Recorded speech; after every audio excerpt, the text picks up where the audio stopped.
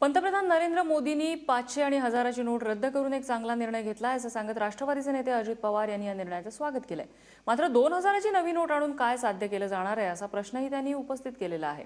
त्याचबरोबर या निर्णयाचा सर्वाधिक फटका राष्ट्रवादीला बसेल असं वक्तव्य करणाऱ्यांवरती त्यांनी चांगलीच तोफ डागलेली आहे। पूर्वी राष्ट्रवादीचे उमेदवार का निवडून येतात तर राष्ट्रवादी इथं दादागिरी करते म्हणून।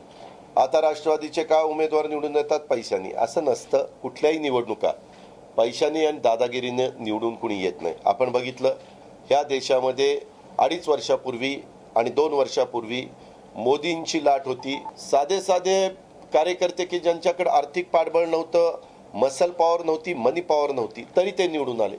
हे प्रत्येक वेळेस इथं काही झालं तर ते शेवटी सगळं राष्ट्रवादीवर आणून ढकलायचं, हे जो काही केविलवाणा प्रयत्न चाललेला आहे तो अशोभनीय आहे।